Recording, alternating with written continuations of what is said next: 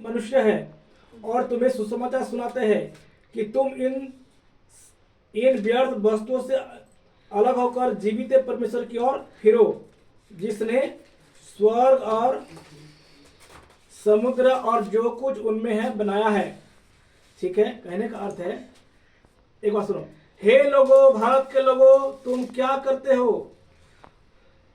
हम भी तो तुम्हारे समान दुख सुख भोगी मनुष्य है और तुम्हें सुसमाचार सुनाते हैं कि तुम इन व्यर्थ वस्तुओं से अलग रहो, जीवित परमेश्वर की ओर फेरो, लौट आओ, जिसने स्वर्ग और पृथ्वी और समुद्र और जो कुछ उसमें है बनाया। वही परमेश्वर है, स्वर्ग और पृथ्वी को, समुद्र को और सब कुछ उन्होंने बनाया। जो बनाया उसको नहीं है, आज परमेश्वर जो बनाया वस्तु है, आज उसको भारत का लोग आज उसको आजादी है, आप उसको मान सकते हैं। हम देखते हैं प्रेरितों के काम 17 अध्याय उसका 24 और 31 को पढ़ेंगे। प्रेरितों के काम 17 अध्याय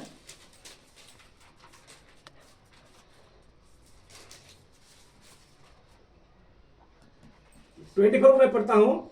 जिस परमेश्वर ने पृथ्वी और उसकी सब वस्तुओं को बनाया, वह स्वर्ग और पृथ्वी का स्वामी होकर हाथ के बनाए हुए मंदिरों में नहीं रहता। आज हमारा देश में अगर आप देखेंगे, सर्वे करेंगे, भारत में बहुत सारे मंदिर मिलेगा, बड़ा बड़ा मंदिर मिलेगा, लाखों हजारों करोड़ों रुपया खर्चा करके मंदिर बनाया जाता है। वचन क्या कहता है? जिस परमेश्वर ने पृथ्वी और उसकी सब वस्तु को बनाया, वह स्वर्ग और पृथ्वी का स्वामी होकर हाथ के बनाए हुए मंदिरों में नहीं रहता। क्या सोचते हैं? क्या परमेश्वर मंदिर में रहता है? क्या नहीं रहता है ना। अगर परमेश्वर मंदिर में नहीं रहता है तो मंदिर बनाने के लिए इतना पैसा खर्चा क्यों करता है, बर्बाद क्यों करता है, लोगों से चंदा क्यों लेते हैं? क्या परमेश्वर को रहने के लिए घर नहीं है? तुम उनके ऊपर तरस खाओगे, उनके दया करोगे, तुम परमेश्वर के लिए घर बनाओगे। आज वही काम कर रहे हैं, जबकि आज साधारण लोगों के लिए, गरीब लोगों के लिए रहने के लिए घर नहीं है। आज परमेश्वर को रहने के लिए बड़ा बड़ा मंदिर बनाया जाता है, लाखों रुपया करोड़ रुपया खर्चा कर रहा है। सो प्यारे लोग, भारत के प्रत्येक लोगों के लिए स्वतंत्रता है, आजादी है, परंतु लोगों को मसीह लोगों को अपना आजादी मानने के लिए नहीं दिया जा रहा है। हम पढ़ते हैं, आइए आर्टिकल 25 में आपके लिए बोलना चाहता हूं। Freedom of consign and free profession practice and propagate religion. आपको आजादी है। कौन सा अनुच्छेद? आर्टिकल 25 के तहत आपका विवेक के अनुसार आप विश्वास कर सकते हैं, उसको पालन कर सकते हैं, आप उसको प्रचार कर सकते हैं। लेकिन जब इस बात को मैं करूंगा, लोग बोलेगा धर्म का परिवर्तन कर रहे हैं। नहीं, मसीह लोग कभी भी धर्म का परिवर्तन नहीं करता है। यीशु मसीह कभी नहीं बोला है और बाइबल में कभी भी नहीं बोला है। लेकिन एक बात बोलता है, मन फिराओ, बुरे कामों से लौट आओ, पाप से लौट आओ, परमेश्वर के पास आओ। इस बात को जब हम बोलते हैं, लोग बोलता है धर्म परिवर्तन नहीं। धर्म परिवर्तन नहीं, जीवन परिवर्तन है। धर्म ग्रहण नहीं, सच्चाई को ग्रहण करना है। Article 26 freedom to manage religious affairs, form and maintain institution and charitable. आपको आजादी है, आप क्या कर सकते हैं? संस्था बना सकते हैं, संगठन को बना सकते हैं। ठीक है। Article 28 freedom to attend at religious worship institution, educational institution, freedom to attend at religious worship. कहीं पर भी आराधना होता है, प्रार्थना होता है, आप उसमें आज़ादी में उसमें जा सकते हैं। क्या आज़ादी है? आज बहुत समय में जब मसीह लोग प्रार्थना करते हैं, आराधना करते हैं, उसके ऊपर चढ़ाव करते हैं, उसके ऊपर आक्रमण किया जाता है। भारत का संविधान ये अधिकार देता है, परंतु आज भारत में रहने वाले लोग आज लोगों पर आक्रमण किया जाता है, आज संविधान का विरोध करते हैं। किस प्रकार? मैं और आप, हमको कैसा काम करना चाहिए? बोल सकते हैं हम भारत को बनाने वाला बने, ना कि तोड़ने वाला बने। हम हिंसा ना फैलाए, हम आतंकी ना फैलाए। इसलिए बाइबल का एक बहुत अच्छा वचन लिखा है। मत्ती का सुसमाचार 5 अध्याय निकालें। मत्ती का सुसमाचार 5 अध्याय निकालें, जहां पर लिखा है धन्य वे है जो मेल कराते हैं, वो परमेश्वर का संतान कहलाते हैं। जो मेल नहीं कराता है फिर आप बता सकते हैं कोई किसका संतान है।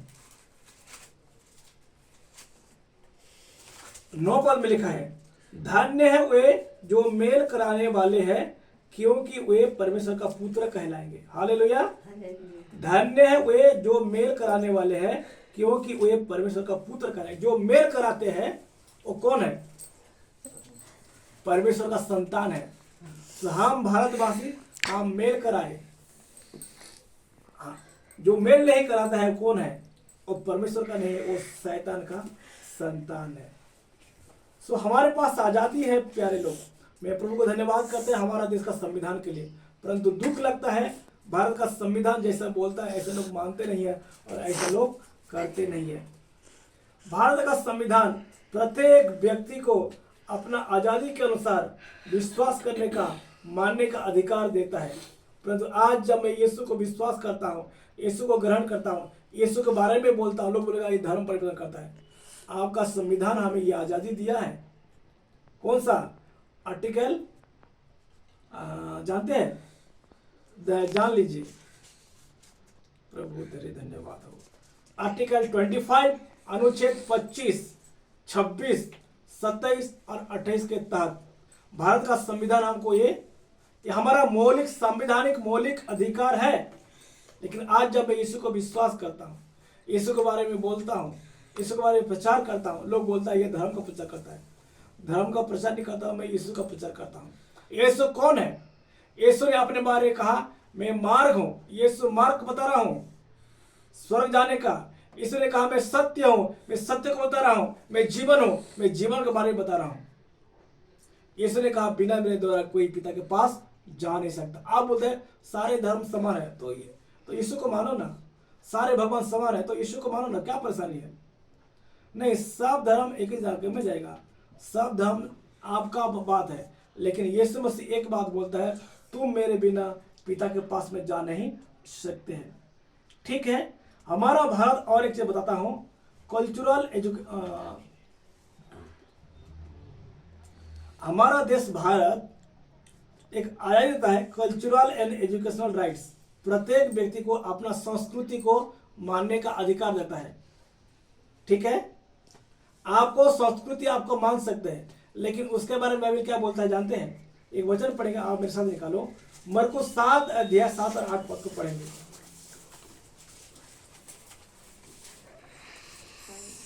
मरकुस उसका 7 अध्याय 7 और 8 पद।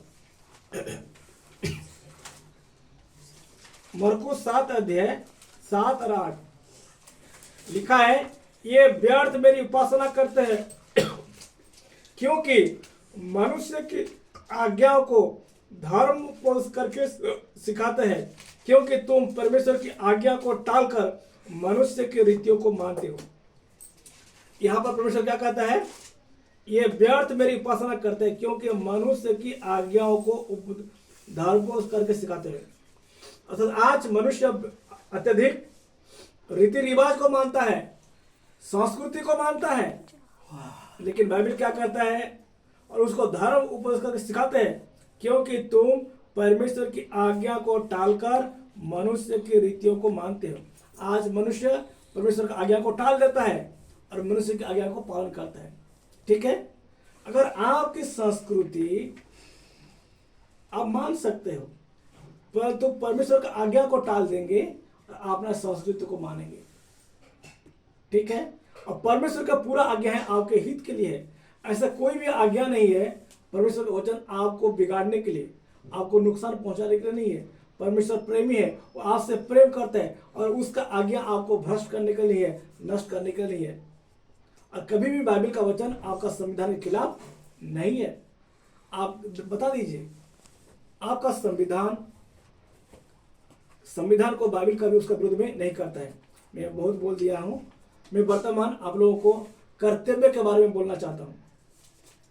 आज हम, मैं और आप एक भारतीय नागरिक होने के नाते हमारे देश के प्रति हमारा क्या कर्तव्य है उसके बारे में देखिए। आपका संविधान क्या बोलता है? हमारा देश के हित के लिए हमें काम करना चाहिए। देश को हमको बनाना चाहिए, और बाइबल भी ये सिखाती है। आइए आप मेरे साथ निकालो, फटाफट पढ़ लेते हैं। और रोमियो का पत्र निकाले 13 अध्याय को। देश क्या सिखाती है, देश, हमारा बाइबल देश के बारे में क्या सिखाती है। देखिए मैं पढ़ता हूं, रोमी 13 अध्याय 1 से 7 पद। हर एक व्यक्ति शासकीय अधिकारियों के अधीन रहे। देखो हमारा देश का जो सरकार है उसके अधीन में रहने के लिए बाइबल हमको सिखाता है, क्योंकि कोई अधिकार ऐसा नहीं जो परमेश्वर की ओर से ना हो। अर्थात भारत का चाहे राष्ट्रपति हो, चाहे प्रधानमंत्री हो, चाहे मुख्यमंत्री हो, चाहे एमएलए हो, चाहे एमपी हो, उसको कौन नियुक्त किया है? परमेश्वर ने। क्योंकि कोई अधिकार ऐसा नहीं जो परमेश्वर की ओर से ना हो, और जो अधिकार है वे परमेश्वर का ठहराए हुए है। ये अधिकारी लोग कौन ठहराया है? राष्ट्रपति को परमेश्वर ने ठहराया। आप पुलिस ऑफिसर है, चाहे कलेक्टर हो, कौन ठहराया है? परमेश्वर। इसीलिए जो कोई अधिकार का विरोध करता है वह परमेश्वर की विधि की सामना करता है। इसलिए बाइबल हमको क्या सिखाती है? बाइबल हमको सिखाती है भारत सबको कि आप अपने अधिकारियों के अधिकार में रहो, उसको सम्मान करो। 3 पद, क्योंकि हाकिम अच्छे काम के नहीं परंतु बुरे काम के लिए डर के कारण है। अतः यदि तू हाकिम से निडर रहना चाहता है तो अच्छा काम कर, और उसकी ओर से तेरी सराहना होगी, क्योंकि वह तेरी भलाई के लिए परमेश्वर का सेवक है। आगे पढ़ता हूं मैं 6 पद, इसीलिए कर भी दो। देखो बाइबल कर देने के लिए टैक्स के बारे में बोलता है। कभी भी बाइबल संविधान के खिलाफ बात नहीं करता है, आपका बिगाड़ने के लिए काम बात नहीं करता है, इसलिए कि कर भी दो। बाइबल प्रत्येक व्यक्ति को कर देने के लिए सिखाता है, टैक्स देने के लिए कर भी दो, क्योंकि शासन करने वाले परमेश्वर का सेवक है और सदा इसी काम में लगे रहते हैं। परंतु दुख की बात है वो टैक्स भी लेते हैं, बर्बादी करते हैं और घूस भी लेते हैं। अरे हम पैसा देते हैं, टैक्स देते हैं सारे चीज में, फिर भी वो लोग कुछ काम करने के लिए घूस लेते हैं। यह है भारत का लोग। इसीलिए हर एक का हक चुकाया करो। जिसे कर चाहिए उसे कर दो, जिसे महसूल चाहिए उसे महसूल दो, जिसे डरना चाहिए उससे डरो, जिसका आदर करना चाहिए उसका आदर करो। चलो और एक वचन बताता हूं, आप मेरे साथ निकालो तीमुथियुस का पत्री, उसका 2 अध्याय। बाइबल हमारा देश के प्रति क्या करने के लिए बोलता है। आज मैं और आप एक भारतीय नागरिक होने के नाते मेरा क्या कर्तव्य है। 1 तीमुथी 2 अध्याय का 1 पद से आगे पढ़ता हूं, ध्यान से सुनिए। अब मैं सबसे पहले यह आग्रह करता हूं कि विनती और प्रार्थना और निवेदन और धन्यवाद सब मनुष्य के लिए किए जाए। राजाओं, वाह, बाइबल हमें सिखाती है राजाओं के लिए, सब ऊंचे पद वालों के निमित्त, इसलिए कि हम विश्राम और चैन के साथ सारी भक्ति और गंभीरता से जीवन बिताए। मसीह समाज ऐसा समाज है हमेशा भारत का हित के लिए काम करता है, प्रार्थना करता है। केवल प्रार्थना नहीं, काम भी करता है राजाओं के लिए। पहले दिन में राजा लोग होते थे, आज तो राजा नहीं है, लेकिन आज राष्ट्रपति है, प्रधानमंत्री है। हमारे मंडली में भी हम हर दिन जब प्रार्थना करते हैं, बहन लोग प्रार्थना करते हैं, हम भी जब प्रार्थना करते हैं, हमारा राउरकेला के लिए, उड़ीसा राज्य के लिए, हमारा भारत के लिए, भारत की सरकार के लिए प्रार्थना करते हैं। आप लोग प्रार्थना करते हैं कि नहीं? विश्वास करता हूँ आप सब, हम लोग करते हैं ना, सब मसीह लोग करते हैं। भारत, ये बाइबल हमको सिखाती है, यह हमारे उद्धारकर्ता परमेश्वर को अच्छा लगता है और भाता भी है। हमारा उद्धारकर्ता को अच्छा क्या लगता है? जब हम भारत के लिए प्रार्थना करते हैं।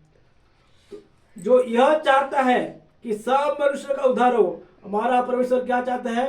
भारत का सब लोगों का उद्धार हो। भारत का सब लोगों का उद्धार कैसे होगा? और वे सत्य को भली भांति पहचान ले। जब तक भारत का लोग सत्य को नहीं जानते हैं, किसी का उद्धार नहीं होगा। समझे? सत्य कौन है? यीशु ने कहा मैं सत्य हूं, यीशु के अलावा कोई सत्य नहीं है। क्यों सत्य है? क्योंकि यीशु को क्रूस पर चढ़ाया गया,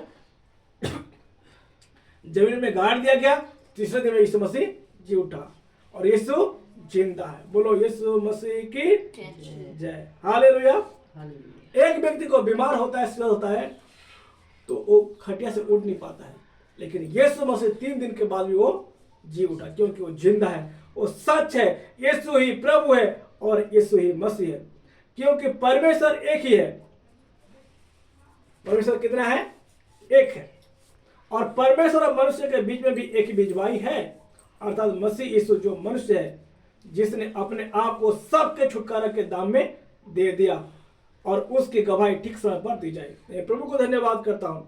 यीशु मसीह आप सारे भारतीयों को प्रेम करता है, और हमारा देश का पूर्वज लोग फ्रीडम फाइटर अपना जान को कुर्बान किया, लहू लुहान हो गया, और लाख करोड़ों लोग का शहीद हो गया। यीशु मसीह शहीद हुआ, यीशु मसीह बलिदान हुआ पूरा दुनिया का सारे लोगों को बचाने के लिए। यीशु मसीह भारतीय सब लोगों को प्रेम करता है। हालेलुया। सो परमेश्वर हम सबको आशीर्वाद करें। सो कभी भी बाइबल संविधान के खिलाफ बात नहीं करता है, लेकिन सच्ची आज़ादी तब होगा जब सत्य को जानेंगे। बाइबल कहता है अगर पुत्र तुम्हें स्वतंत्र करेगा, सचमुच भारत का सब लोग स्वतंत्र हो जाएंगे।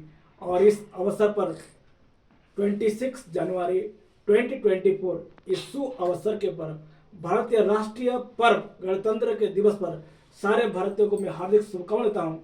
और वचन कहता है तुम तुम्हारे राजाओं के लिए प्रार्थना करो, उच्च पद वालों के लिए प्रार्थना करो। जब परमेश्वर कहता है, बाइबल कहता है प्रार्थना करो, तो हमको तो प्रार्थना करना चाहिए ना। आइए हम अपने आंखों को बंद करें और प्रार्थना करें। स्वर्गीय पिता, प्रभु यीशु मसीह के नाम से हम आपके चरणों के पास आते हैं। आज का दिन के लिए धन्यवाद करते हैं। हमारा देश भारत वर्ष आजाद होगा 1947 मसीहा में, और 1950 26 जनवरी को जो संविधान बना था वो लागू हुआ, और आज भारत देश को 75 वर्ष हो चुका है। हम तेरे धन्यवाद। सच में भारत का लोग सही आज़ादी नहीं हुआ है, केवल एक राजनीतिक आज़ादी हुआ है। मैं प्रार्थना करता हूँ यीशु मसीह के नाम से हमारा देश भारत वर्ष बचाया जाए, उद्धार पाए। भारत का प्रधानमंत्री नरेंद्र मोदी जी, भारत का राष्ट्रपति, सारे राज्य का चीफ मिनिस्टर को अनुग्रह दे, लोग सच्चे को जाने प्रभु। भारत का संविधान जो मौलिक अधिकार दिया है, प्रत्येक को ये मौलिक अधिकार मिलने पाए। समानता का अधिकार, बोलने का अधिकार, आज़ादी, धार्मिक आज़ादी, पढ़ने का आज़ादी मिलने पाए। आज दुख लगता है प्रभु, भारत का लोग आज सच में आज़ादी नहीं हुआ है। हम कहीं पर घर से बाहर जाते हैं, घर को लॉक करते हैं, गाड़ी बाहर में रखते हैं, लॉक करते हैं, क्योंकि भारत में बहुत सारे चोर हैं, हत्या करने वाले लोग हैं, व्यभिचार करने वाले लोग हैं। ये लोगों को कौन बचाएगा? इन लोगों को केवल यीशु ही बचा सकता है। यीशु आप ये लोगों को बचाए प्रभु। भारत का लोगों का बुद्धि को खोल दे लोग, ताकि सच्चे को जाने। यीशु आप परमेश्वर का अद्वितीय रूप है। आप इस बात को लोग भारत का लोग जाने पाए। आज 26 जनवरी 2024 में प्रभु मैं धन्यवाद करता हूँ मेरे भारत के लिए, राउरकेला, उड़ीसा और भारत का लोग बचाया जाए, एक एक परिवार, एक एक जन बचाया जाए। यहाँ उपस्थित प्रत्येक भाई बहनों के लिए मैं धन्यवाद करते हैं। अच्छी संगति के लिए धन्यवाद, अच्छे वचन के लिए धन्यवाद करते हैं प्रभु। महिमा आपको देते हुए धन्यवाद के साथ इस विनती को उद्धार करता प्रभु यीशु के नाम से मांगते हैं, आमीन। परमेश्वर आप सबको आशीष करे। Praise the Lord, God bless you all. Thank you.